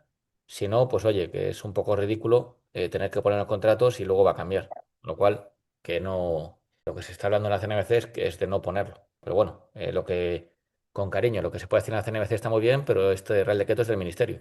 Bueno, así que cada uno que haga un poco lo que considera. A mí me parece un poco ridículo. Y entiendo que, oye, que nadie te va a decir nada por no ponerlo.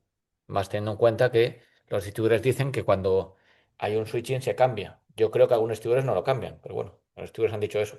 Vale. La posibilidad de modificación de potencias antes de los 12 meses es para subida de potencias o también aplica la bajada de potencias.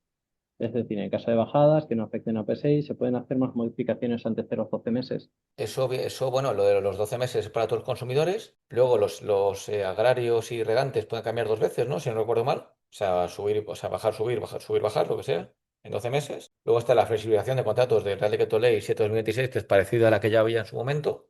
Y luego vendrán las modificaciones temporales cuando estén, que esas todavía no están. Y ahí en teoría podrás pedir tantas como quieras. Bueno, o sea, podrás pedir una modificación temporal, es decir, una potencia extra para un periodo, menos potencia para otro periodo, ¿vale? Para un trimestre, dentro de ese trimestre un poquito más para un mes, dentro de ese mes un poquito más para un día o para unas horas, lo que consideres. Ahí va a haber más flexibilidad, pero lo dicho, ahí queda que la CNMC establezca cómo se va a facturar esto y los precios, porque claro, a lo mejor pone unos precios que son disuasorios. Vale, si quisiéramos hacer venta de forma presencial, ¿cómo podemos acreditar que el cliente ha leído el documento precontractual? Entendemos que la firma valdría, aunque diga que no hay que firmarlo. ¿O cómo? Remitir al consumidor, vale. Dice, en todo caso deberá quedar constancia en el momento en que el documento de resumen fue remitido al consumidor y en caso de ser remitido por escrito, en el momento en que fue leído por este. Pues es decir, tú si lo das en presencial, y tengo para que quede constancia tendrán que firmártelo, sí. Bueno, preguntan, según tengo entendido, el pago del Fondo Nacional se hace en base a las ventas del trimestre anterior a la fecha de pago. Pero si no tienes toda la energía facturada, ¿en base a qué información se supone que hay que sostener para poder realizar el pago? Si Y, en cada y- trimestre se consume distinto, ¿cómo el pago tiene que ser igual en cada trimestre?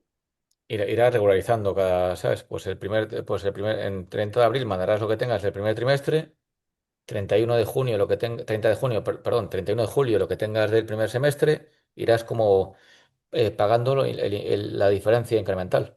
O sea, si Eso es, vas por diferencias y luego incluso el último trimestre de todos lo pagas a 31 de marzo del año siguiente, con lo cual pues ahí terminas de ajustar todo. O sea, el primer trimestre a lo mejor pagas 20.000 euros y el segundo trimestre a lo mejor pagas 30.000.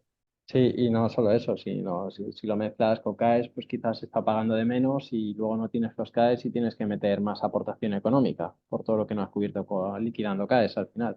Sí. Pero que cambia, ya no es como antes, no son pagos iguales cada trimestre, sino que es en función de lo que vendas en el trimestre anterior. Bueno, en cuanto al documento de renovación de contrato, si se sube al portal del consumidor, se manda una comunicación indicando que está disponible allí, ¿sería lícita esa comunicación? Es igual de lícita que firmar un nuevo contrato. O sea, entiendo que se refiere, oye, te voy a cambiar, o sea, te voy a cambiar los precios para La comunicación, Sí, la que comuniques comunicación y tiene, luego el contrato está en un sitio, ya está. aquí dice, específicas y se seleccionan de forma separada facturas de otro tipo de correspondencia que se envía al consumidor. Hombre, si lo suyo no, lo suyo es garantizar que el consumidor ha sido consciente de esa comunicación. Si una persona pone por contrato que un consumidor es consciente de una comunicación que se le suba al canal web sin ningún tipo de consentimiento ni tal, o sea, yo tendría cuidado, ¿vale? Para mí lo adecuado sería que se subiera ahí y que de alguna forma se garantizase que el consumidor lo ha leído o ha accedido, ¿vale? Porque si no, o sea, válido entiendo que puede ser. Que luego llegue un juez o quien sea y te toque ¿sabes? Te toque las narices, pues entiendo que también. O sea, ahí sí cada uno puede hacer un poco lo que considere, pero luego, claro, ya le queda justificar su palabra contra la del otro y decir, oye, mira, yo es que te subí esto al canal web, tú no te enteraste, lo siento mucho, pues oye. Y de hecho, añaden un comentario que dice, yo he visto contratos que ponen que cualquier comunicación de cambio de precios la verán en su web de clientes y ni siquiera avisan que tienen una notificación disponible. He intentado reclamar y no he conseguido nada. Porque esto es lo de siempre, ¿sabes? También antes los cortes por impago se mandaban por email. Oye, si es en un doméstico ya, pues ya la normativa te obliga, ¿no? El Real Decreto 897, pues comunicaciones fehacientes, dos, avisa con 2 meses. O sea, ahí cada uno, oye, si tú le vas a cortar a una persona en su casa y luego resulta que es que le avisaste de una forma, bueno, es un ejemplo que ya no se puede hacer, pero resulta que a una persona le avisaste y no se enteró y luego te quiere buscar las cosquillas, pues seguramente te las pueda buscar. Vale, luego preguntan sobre la no obligatoriedad de declarar lo del DAFNE en 2026, ¿en qué artículo o norma viene explicado? Esto, bueno, se infiere y aparte nosotros hicimos una consulta directamente a los del Fondo Nacional y nos dijeron que ya no se comunicarían las ventas. Sí, viene como inferido en el Real Decreto Ley 726 y eso, lo que dice Alberto. Vale, ¿cuáles son los medios de pago comúnmente utilizados en el tráfico comercial? Yo creo que es lo que has mencionado por la diapositiva. Yo esto el orden, ¿vale? Para mí, y los comúnmente utilizados es, en contratos de este tipo, la domiciliación, la transferencia, el TPV y el Bizum. Yo lo que interpreto de la normativa es que tú debes dar al cliente la posibilidad de elegir al menos dos, ¿vale? O sea, no, o sea, oye, yo te doy la posibilidad de elegir al menos dos. Y si por lo que sea eliges otros, o sea, yo te puedo repercutir el coste que tengan, ¿sabes? Esos otros medios de pago. Pero a priori hay que darle al cliente pues, la posibilidad de elegir otros medios de pago. Ahí queda un poquito también, eso de nuevo es algo novedoso y yo no he visto jurisprudencia al respecto. O sea, a mí, o sea, no sé si pasará que, oye, que un cliente diga, mira, yo te quiero pagar por TPV y te quiero pagar por TPV. O déjame que te pague por TPV, si no, te voy a denunciar. Yo no he visto ningún caso de esos. Pero oye, si pasara, no sé qué podría suceder. Vale, a mí a priori yo estaría confortable ofreciendo dos medios de pago y dos de los habituales, la domiciliación, transferencia, TPV, Bizum, por ejemplo, ¿vale? Estaría confortable con esos dos, con dos de entre esos. Luego, si ya llega otro consumidor y te dice, yo es que quiero pagarte así, sí o sí, sí o sí, sí o sí, sí o sí, dame la posibilidad, a mi juicio la normativa no queda suficientemente clara. Y al hilo de la facturación de 42 días después de la baja, ¿qué pasa si la distribuidora incumple este compromiso? ¿Qué puede hacer la comercializadora? La distribuidora tiene 21 días para mandarte la lectura. Y luego, además, lógicamente, siempre hay refacturaciones y cosas que suceden, ¿vale? Si la distribuidora incumple, pues la puedes denunciar a la CNMC, al organismo competente en la comunidad autónoma, a quien quieras, por la vía legal. Y en relación con las refacturaciones emitidas por las comercializadoras derivadas de lecturas estimadas de la distribuidora, en aquellos casos en los que se haya facturado un consumo superior al real, agradecería que nos confirmaran el procedimiento aplicable respecto a los intereses de demora. En concreto, ¿corresponde a la distribuidora facturar dichos intereses o es responsabilidad de la comercializadora su cálculo y aplicación? Si la Pues, distribuidora no liquida este interés, ¿la comercializadora tiene alguna obligación en repercutirlo al cliente? vale, yo primero, a mi juicio, ahí, si la lectura estimada es correcta, es decir, se ha hecho una estimación debido a que el distribuidor no pudo acceder al contador por causas ajenas a la distribuidora, y esa estimación cumple con la normativa, es decir, la forma de estimar la energía cumple con la normativa, a mi juicio es una facturación debida y no hay por qué aplicar intereses, ni al distribuidor ni al comercializador. Si por lo que sea no fuera debida o hubiera problemas y tal, hay que aplicar los intereses, es decir, en cuanto le devuelva la cantidad que le he cobrado de más, pues tendré que ver cuánto periodo de tiempo ha pasado, aplicar el porcentaje de interés que corresponde, el legal del dinero más 150 puntos básicos, ponerse en la línea al cliente como un abono, una indemnización, y luego reclamárselo al distribuidor, enviar un R1, decirle el importe que me tiene que pagar y que me lo pague. Además de que se supone que el distribuidor en el F1 que me haya mandado de rectificación o de regularización, me tiene que haber puesto los intereses de los peajes y los cargos. ¿Sabrías decir los tenores de agrarios? Por ejemplo, Almazaras entraría. De memoria no. No sé si en la Eh, CNBC, no sé si en la CNBC se había puesto algo. A mí me suena que sí. En la web de cambio comercial de la CNBC, no sé si había hecho un decálogo de CNAES.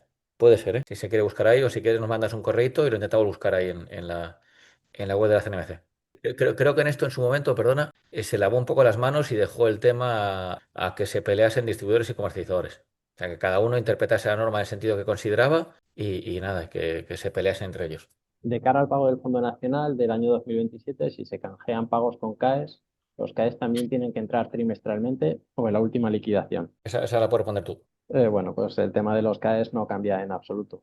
Tú puedes ir liquidándolos durante el año y ya está. Lo que al final es importante es que cada trimestre al menos pagues el porcentaje de aportación económica que no te puedes cubrir con CAES y luego, pues a final de año, pues tienes que utilizar todos los CAES que puedas hasta el límite que hay, pero puedes ir utilizándolos. En caso de realizar una modificación de potencia temporal aumentándola, habrá que abonar y los derechos de acceso y extensión si estos son inferiores a la potencia a contratar en ese periodo temporal.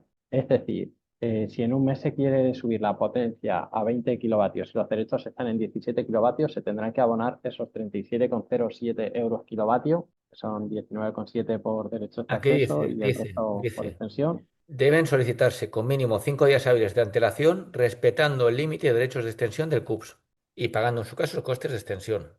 Bueno, esto es lo que dice, a ver, bueno, la verdad que no viene nada claro. Yo ahora la verdad que el tema de derechos no me acuerdo bien, ¿vale? Tendría que revisarlo. Pero la verdad que la norma es un poco, ¿no? Es un poco extraña, porque dice el límite de los derechos de extensión supondrá el pago de costes de extensión. O sea, yo entiendo que a lo mejor, pues sí que te podrían, oye, si por lo que sea el límite es inferior, te los pueden cobrar y los pagas y ya el límite y ya el límite te llega, ¿no? Entiendo. La verdad que no, no me queda claro con la norma. No me queda claro. Tenemos que revisarlo más. En relación a las refacturaciones, si es obligatorio descontar los intereses en la propia refacturación o se puede hacer en otra factura una vez lo haya pagado distribuidora. La norma a ver, la norma creo que eso no llega a ese nivel de detalle, si no recuerdo mal. Dice en la primera facturación siguiente. O sea, en teoría, pues junto a la factura. Vale, si por lo que sea, no entiendo que, bueno, siempre va a haber factura, se supone. O sea, debería ser junto a la factura. Bueno, la última pregunta. Si no recuerdo mal, y en base al Real Decreto sobre la guerra, el distribuidor tiene que aplicar el descuento a los electrointensivos en los peajes. Hasta el momento, el distribuidor no lo ha hecho. Se supone que aquí tendrá que pagar al cliente los intereses por retraso. Eso sí que se hizo, ¿no? Es porque como se sacan tantos reales decretos ley que luego no se convalidan, ese sí que está ahora vigente, ¿no? Los electrointensivos. Sí, a ver, yo entiendo que si no se ha hecho por un retraso, eso sí que sería para mí. Aquí viene, en caso de una anomalía, error de tipo administrativo o un retraso en la facturación, para mí eso sería un error o un retraso, sí que habría que pagar intereses por eso. Y sí que los debería pagar el distribuidor y el comercializador debería exigírselos al distribuidor. Pero vamos, que tú es un descuento en peajes y cargos, con lo cual tú vas a trasladar lo que te diga el distribuidor tal cual. Bueno, yo entiendo que sí que habría que exigirse al distribuidor que los pagase. Con eso creo que tenemos todo. Pues nada, pues muchas gracias, Alberto, por estar aquí con nosotros. A ti por ilustrarnos. Pues nada, pues muchas gracias. Gracias, un saludo. Chao.